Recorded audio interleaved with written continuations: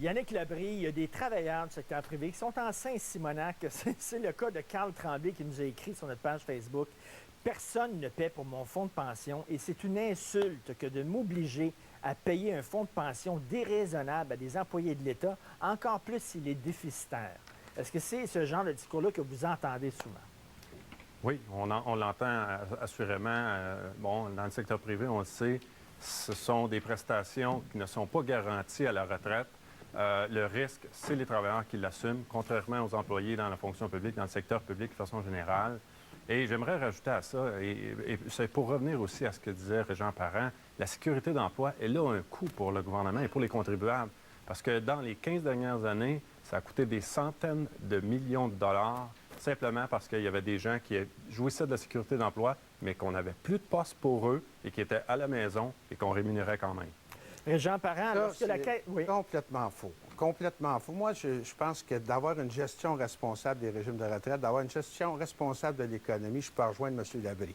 Mais de dire qu'il y a des centaines de millions que ça a coûté au gouvernement ces dernières années, bien de valeur, il amènera ses chiffres, il en fera une démonstration claire qu'il y a des gens qui, on va prendre une expression bien québécoise, qui se pognent le beigne à la maison parce qu'ils sont en surplus, là.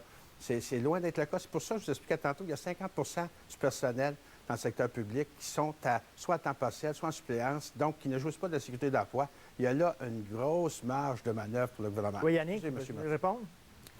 C'est de moins en moins vrai qu'il y a des gens qui sont à la maison avec le vieillissement de la population et les retraites des fonctionnaires. Mais si on cumule les 15 dernières années, c'est des centaines de millions de dollars qui ont été donnés à ces gens-là. Régent Parent est un peu sceptique. On va savoir l'autre émission, monsieur. Mais, Monsieur Parent, le bas de laine des Québécois, la Caisse des dépôts, quand la Caisse des dépôts s'est plantée, là, un trou de 40 milliards de dollars, les retraités de la fonction publique, ils n'ont rien senti.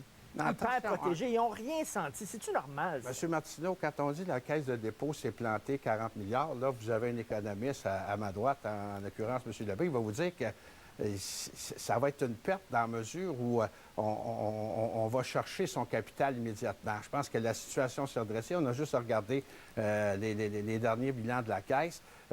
Moi, je vous dis que du côté des employés du secteur public, là, je vais parler plus du monde d'où je proviens et que je connais. Pour ce qui est du régime gouvernemental, oui, il y a eu une incidence. Il y a eu une augmentation des cotisations pour combler, justement, Puis c'est là que je dis que c'est important. Mais j'espère, c'est normal. Non, mais c'est correct. C'est le principe de la Caisse, puis il faut avoir une gestion responsable de la Caisse. Au même titre, quand on regarde le monsieur qui disait « il n'y a personne qui paye pour mon régime de retraite d'une entreprise privée », c'est plus ou moins vrai. Il y a des consommateurs qui achètent un produit, puis quand ils achètent le produit, l'employeur veut dire finalement, il va aller chercher son bénéfice, puis il va faire en sorte de pouvoir rencontrer ses obligations. Quand on regarde la rémunération des employés du secteur public ou municipaux, je vais parler de l'ensemble des secteurs publics, quand on parle de rémunération, il y a une partie qui n'est pas mise sur le salaire parce qu'elle est mise sur la santé et sécurité au travail, parce qu'elle est mise sur la contribution aux assurances, parce qu'elle est mise sur le régime de retraite. Yannick Labrie, là, pour faire une image grosse, là, on dit que la retraite des employés du secteur public, c'est une Cadillac, puis la retraite des employés du secteur privé, c'est une Lada.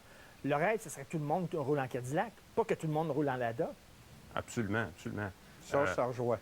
Oui, on se rejoint assurément, mais il faut regarder les faits. On laissera les gens faire les jugements par rapport à ces faits-là, mais chose certaine, la sécurité d'emploi, les régimes à prestations déterminés, c'est quelque chose qu'on ne voit que dans le secteur public.